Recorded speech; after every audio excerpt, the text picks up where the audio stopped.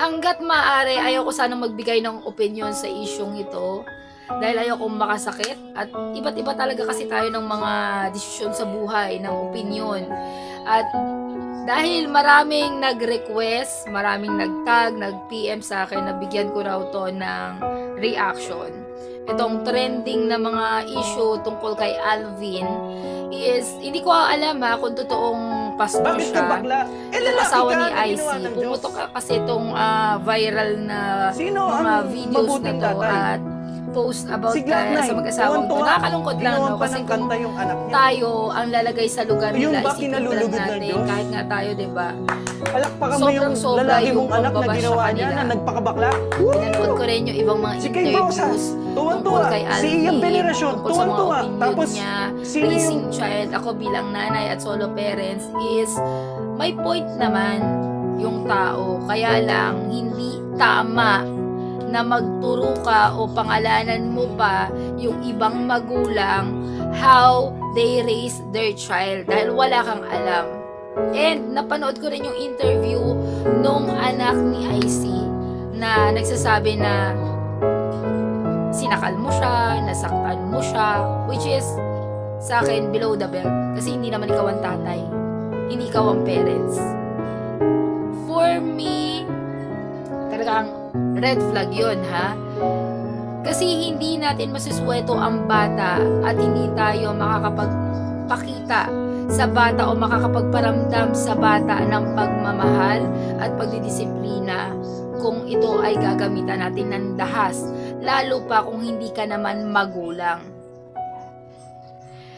Paano mo i-share doon sa bata, ipaparamdam sa bata yung love, yung affection mo, kung sasaktan mo ito at huhusgahan? May point? And totoo naman, nasa Bible yan, pero hindi itinuro sa Bible na magturo ka kung sino ang makasalanan. Dahil God, ang tinuturo ng Diyos at ang tinuturo ng salita ng Diyos, unang-una, magmahal, magpatawad. Diba? Hindi mo ba nabasa yan sa Bible? At isa pa, isa sa mga napansin ko dito at bibigyan natin ng reaction bilang solo parents, bilang babae, bilang nanay,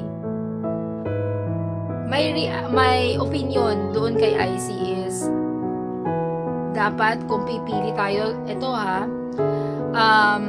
panawagan to sa lahat ng mga kababaihan at sa mga solo parents na nangangarap pang mag-asawa uli. Bakit single mom ako? 14 years na pala kasi 14 years old na yung bunso ko. Bakit hanggang ngayon mas pinili ko maging single mom?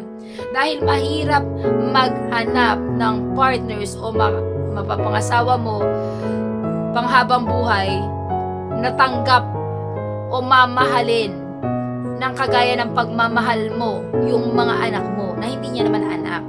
Dapat pagpapasok tayo sa isang relasyon is 100% natanggap yung pagkatao mo, kasama na doon yung mga anak mo. Yung hindi huhusgahan yung pagkatao, persona ng anak mo. 'Di ba?